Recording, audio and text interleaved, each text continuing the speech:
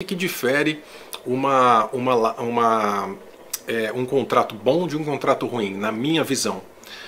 Um contrato bom é aquele que eu consigo desfazer com facilidade, ou seja, não quero mais, eu saio ileso. E um contrato ruim é aquele que eu rompo e eu tenho consequências ruins por causa desse rompimento, ou eu tenho dificuldade nesse rompimento porque a outra parte quer me controlar por algum motivo.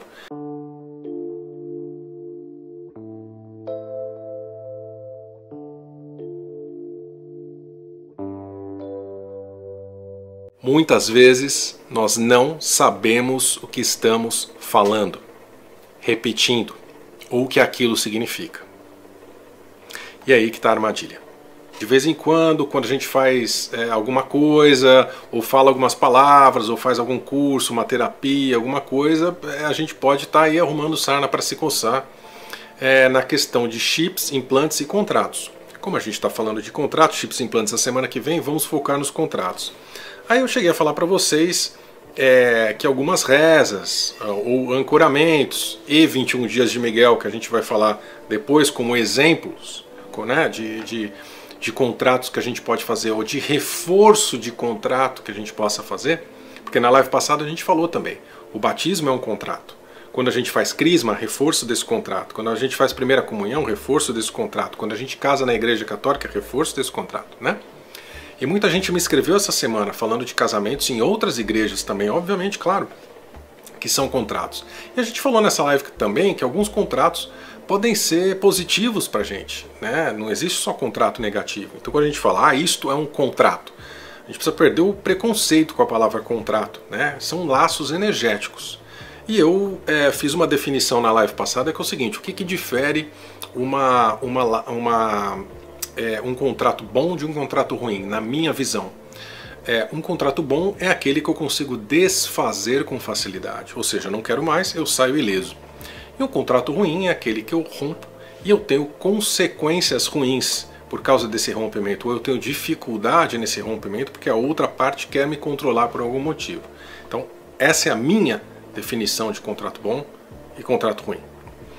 E falei para vocês que estar vivo é um contrato, encarnar é um contrato, né? Seu casamento é um contrato, seu trabalho é um contrato, seus filhos são contratos, suas amizades são contratos. Entendam contratos como laços frequenciais, acho que é mais fácil, tá? Laços frequenciais, cada vez que eu falar contrato, entenda laços frequenciais, né? E se a gente fala assim, eu quero romper com todos os contratos, então primeiro que você desencarna, né? Porque se encarnar é um contrato, seu casamento acaba, você perde o emprego, para de falar com os filhos, não tem mais amizade, ou seja, para a gente chegar à conclusão que alguns contratos, alguns laços frequenciais são interessantes para nosso, e são não só interessantes, mas fundamentais para a nossa experiência do despertar na Terra, que a nossa missão é única, a gente só veio para despertar, ponto final, né? E isso tudo está obviamente na nossa literatura, aqui no nosso canal e tudo mais. Dentre essa gama diversa de tipos de contratos que nós falamos na live passada, eu resolvi destacar 3 tipos para a gente falar. Aliás, 2 tipos são muito parecidos, né? Ancoramentos e rezas. Eu coloco, na verdade, o ancoramento como uma reza e vou explicar para vocês. O ancoramento, na verdade, essa palavra ancoramento, ela tem diversas conotações. A gente pode interpretar essa palavra e ela é utilizada com vários usos, né? com várias definições.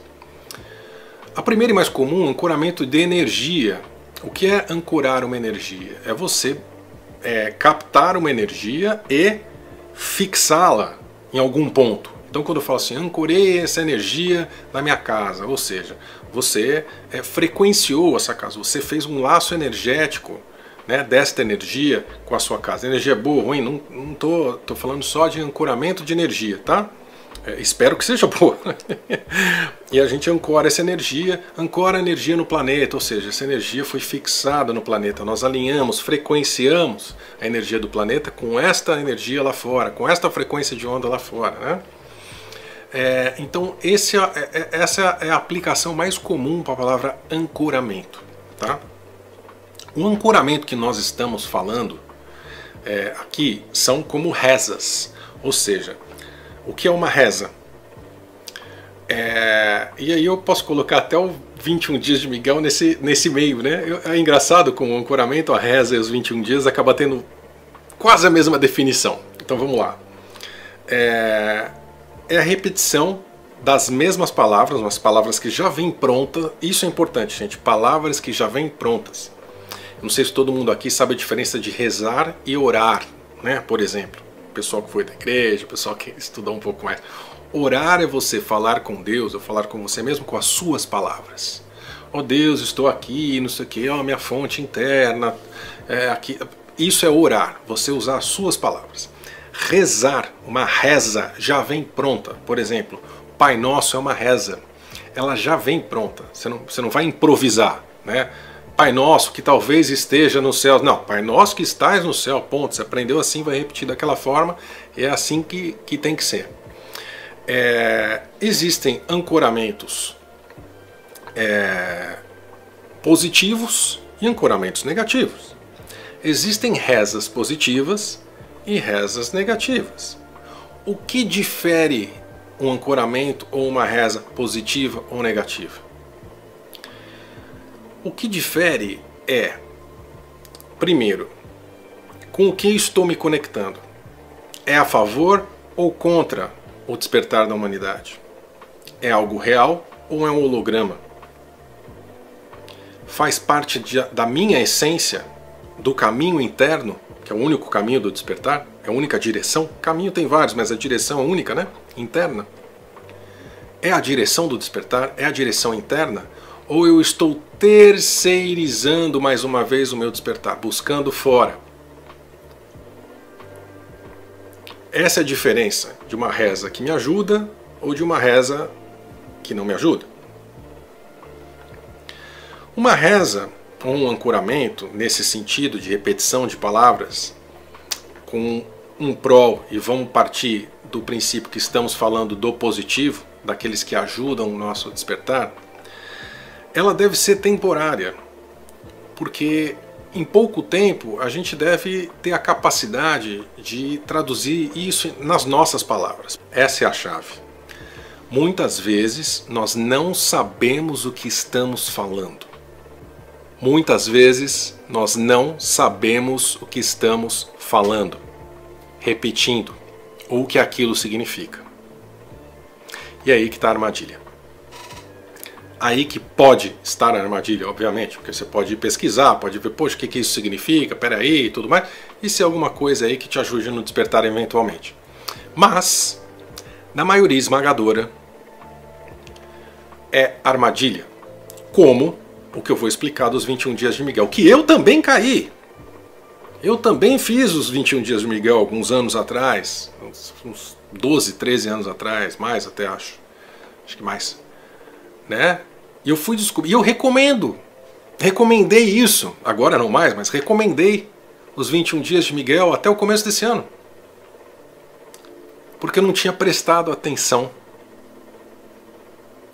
num pequeno detalhe que não é um detalhe. E eu já vou explicar para vocês. Então, ancoramentos muitas vezes são essas rezas que são passadas. Olha gente, para você ancorar esta energia aqui, para você ancorar aquilo lá, tem esse mantra, tem esse ancoramento aqui. Olha só, chama tal entidade, conecta com a força cósmica lá do não sei aonde. E mais uma vez, como tudo que a oposição faz, 70, 80, 90% do que está ali é real, é verdadeiro. Mas tem aqueles 5, 10, 15, 20% do cavalo de Troia que nos prende. Então a gente fala nomes que a gente não sabe o que significa em outras línguas, a gente chama entidades que a gente não sabe quem é, a gente pode estar se conectando a hologramas e pode sim estar reforçando contratos encarnacionais. Vou repetir. Reforçando contratos encarnacionais e reencarnacionais. Então, por exemplo, se você não quero mais igreja católica, não quero mais fazer esse negócio aí de batismo, vou quebrar meu contrato de batismo, você vai lá e faz aquela afirmação de quebrar o contrato de batismo, faz aquele decreto, não quero mais batismo e tudo mais. Sai dali, vira para cá e faz um ancoramento que te liga com Yahvé. Você sabe o que você está fazendo? retomando o seu contrato de batismo. E eu vou explicar quando eu falar daqui a pouco dos 21 dias de Miguel, eu vou falar rapidamente quem é Yahvé e alguns dos seus nomes. Como no 21 dias de Miguel você reforça um contrato com Yahvé. E está lá no finalzinho, escondido. Então, gente, a gente precisa tomar muito cuidado. Na dúvida não faz. Na dúvida deixa aquele curso para lá. Deixa aquela terapia para lá. Deixa aquela reza para lá. Pesquisa antes. A gente tem urgência no despertar, mas não pressa. Quem tem pressa se atropela. A gente precisa estudar, saber no que está se envolvendo. Não agir como gado. Tá todo mundo indo para lá vou eu. Tá todo mundo indo para cá, lá vou eu de novo. Pode errar, se permita errar, não tem problema. Mas no momento que você erre, vamos lá consertar. Mas vamos lá.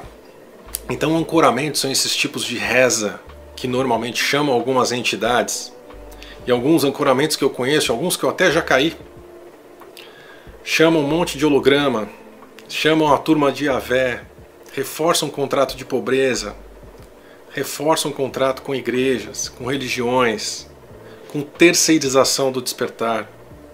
Isso é extremamente perigoso, mas é popular, porque as pessoas gostam de ser salvas, de nave vir buscar, de não ter que fazer nada, de ficar esperando tudo dar certo. A Terra 5D está chegando, então eu sento aqui e não faço nada. Então, e as rezas, gente, é esse mesmo paralelo, antes de começar a falar dos 21 dias de Miguel. As rezas é a mesma coisa. Se você está lá repetindo a mesma coisa, você tem que prestar atenção no que eu estou falando. O que eu estou repetindo, o que eu estou sentindo quando eu repito isso, o que significa todas essas palavras que eu estou falando. Palavras são frequências, tem energia. Se você não sabe o que significa, não fala. Vai entender primeiro. Vai entender o que aquele mantra fala. E eu estou pegando no pé da Igreja Católica e bati o olho aqui sem querer no chat. E a Márcia falou, os cantos nas giras. Também, eu não estou falando só da Igreja Católica, estou falando de todas as religiões. Se você vai na Umbanda, saiba o que estão cantando. Se você vai no Candomblé, saiba o que estão cantando. Se você vai na igreja protestante, saibam o que estão cantando. Na católica, saibam o que estão cantando. Nos mantras bonitos, hindus, que você baixa da internet, saibam o que estão falando. Saiba de onde que vem aquela palavra. Vai atrás da etimologia, vai atrás do que significa. Se você não sabe o que significa, não repita. Que você pode estar autorizando um implante, autorizando um chip e reforçando contratos. Ou fazendo contratos, dependendo de onde você está se metendo. Tá? E um desses exemplos de ancoramentos, rezas, são os 21 dias de Miguel, que é a mais nova furada que eu descobri esse ano, no começo do ano, na minha vida.